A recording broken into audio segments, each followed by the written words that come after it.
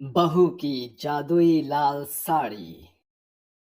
छी छी छी, क्यों रे हरिहर, तूने तो कहा था कि तेरी बेटी जरा सी सांवली है, मगर ये तो चलती फिरती कोयले की खान है। कटा फटा चेहरा और उस पर काला पीला दाग, जैसे कोढ़ की बीमारी ने धर पकड़ लिया हो। मुझे ये सौदा मंजूर नहीं, चलता हूँ। अरे किशोर, मेरी बेटी को ऐसे ठुकरा कर ना जाओ। ऐसा मंजर देखकर कलिका कुड़ती हुई कहती है, देखा बापू, आज ये भी नौबत आ गई कि आपकी बदसूरत बेटी को एक 50 साल के विधुर शख्स ने भी ठुकरा दिया। शायद मेरी काली कोरी हथेलियों में ब्याह की रेखा नहीं खींची। तू मन छोटा मत कर मेरी बच्ची, देखना वो दिन जरूर आएगा जब तू दुल्हन बनेगी और कहार मेरी कलिका की डोली को उसके पिया के परदेश लेकर जाएंगे। ऐसा कहते हुए हरिहर की आंखों में आंसू उमड़ पड़ते हैं। कलिका भी खुद में दहकती हुई गागर उठाकर पनघट पर चली जाती है और खुद में रोती हुई कहती है, हे सृष्टि के मालिक, तेरी नजर तो हर पल हम गरीबों पर ही गड़ी रहती है। तो क्या तू नहीं देख पा रहा कि मेरे काले रंग की कटनी मेरे बाबू को भी भोगना पड़ रहा है? जब तेरा बनाता कुम्हार मिट्टी को गूंद कर निखारने की सामर्थ्य रखता है, तो फिर तूने मुझ बदनसीब के सामने से अपना मुख क्यों फेर लिया है? कलिका की आंखों से बहते हुए आंसू नदी घाट की धारा में घुल मिल रहा था। तभी अचानक से उसके कानों में किसी के कराहने की आवाज गूंजती है, जो पनघट से दूर जंगल से आ रही थी। कलिका पानी का गागर लेकर वहां पहुंचती है। पानी, पानी। अरे, ये आवाज तो इस हिरनी की है। शायद ये प्यासी है। कलिका उस हिरनी को पानी पिलाती है, जिसके बाद वो हिरनी सोने की बन जाती है, जिसका उत्कर्ष पूरे जंगल में उतर आता है। शुक्रिया, तुमने मुझे बचाया। मैं एक जादुई कस्तूरबा हिरनी हूँ, जो प्यास की ललक में मूर्छित हो गई थी। अगर तुम मुझे पानी ना पिलाती, तो शायद मैं मौत के फाटक के पार उतर जाती। तुम्हें बहुतायत का जीवन मिले। मत दो मुझे यह अभिशाप भरा आशीर्वाद। मैं बदनसीब बेमकसद जी रही हूँ। मेरे कुरूपता के कारण कोई मेरा हाथ नहीं थामना चाहता। सभी मुझे ठुकराकर चले जाते हैं। ये सुनकर हिरनी उसे वरदान देती है। कलिका, मैं तुम्हें वरदान देती हूँ। जब भी तुम लाल रंग की साड़ी पहनोगी, उसी पल तुम अप्सरा के जैसे खिल उठोगी। वो लाल साड़ी ही तुम्हारे स्वाभिमान का श्रृंगार बनेगा। मगर याद रहे, ये जादू सिर्फ लाल रंग की साड़ी पर ही कामिल होगा। इतने के बाद कलिका घर लौट आती है।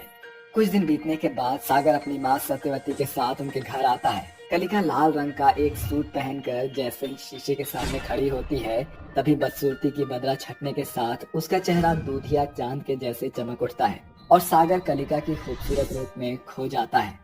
तो बताइए बहन जी, कैसी लगी कलिका? अरे एकदम उर्वशी अप्सरा जैसी सुंदर है आपकी बिटिया।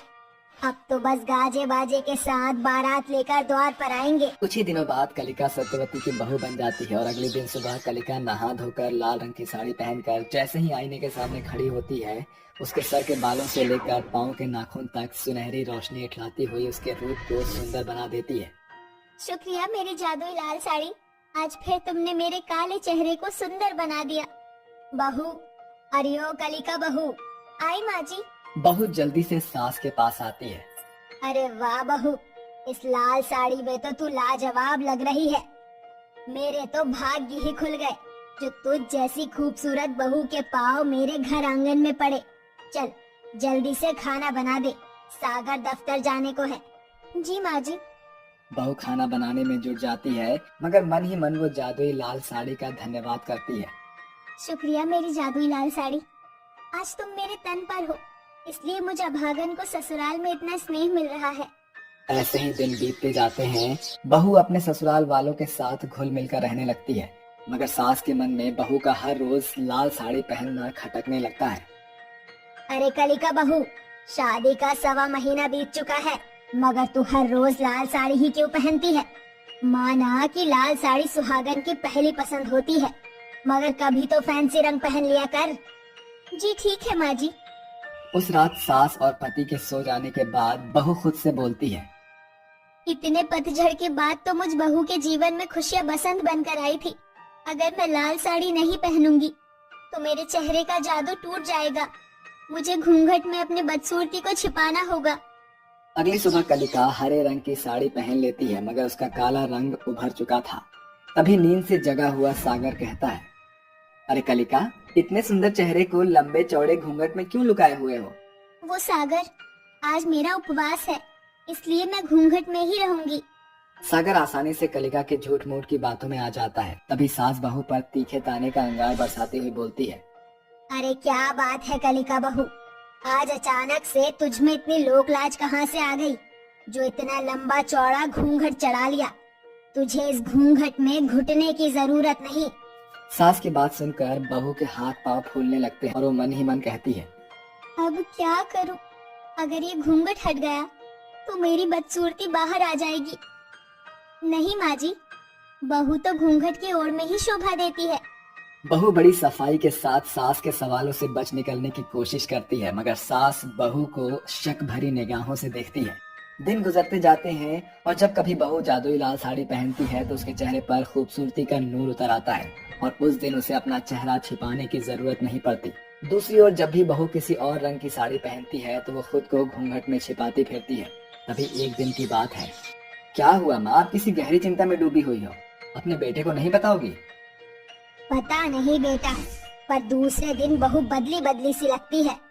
जिस दिन वो लाल रंग की साड़ी पहनती है उस दिन वो घूंघट तो दूर, सर पर पल्ला भी नहीं रखती। पूरे घर में उसके चेहरे की खूबसूरती चंदा की चांदनी जैसे खिल उठती है। मगर जिस दिन वो दूसरे रंग की साड़ियाँ पहनती है वो घूंघट में रहती है। वही तो बात है जो बहू हमसे छिपा रही है। हमें बहू पर नजर रखना चाहिए। अगली सुबह जैसे ही बहू अपने काले तन पर लाल साड़ी पहनती है उसका जादू उसके ऊपर छा जाता है और देखते ही देखते साड़ी से फूट रही चमक उसे घेर लेती है और उसका रूप गुलाब के जैसे खिल उठता है। शुक्रिया मेरी जादुई लाल साड़ी। जब से उस हिरनी ने मुझे वरदान दिया, मुझे जिल्लत भरी जिंदगी से छुटकारा मिल गया, मेरा घर बस गया। अपनी बहू का राज जानकर सास और पति अंदर आते हैं। अच्छा, तो अब पता चला तेरी ये खूबसूरती इस जादुई लाल साड़ी का खेल है। जाकर इस संतरी साड़ी को पहन कर आ, हम भी तो देखे तेरा असली हुलिया। ससुराल में जादुई साड़ी का राज खुल जाने पर बहू सास के कहे अनुसार जैसे ही साड़ी फिर बदल कर बाहर आती है उसका काला भद्दा कटा फटा लाल सफेद दानों से भरा चेहरा देखकर सास के होशो हवास गुल हो जाते हैं।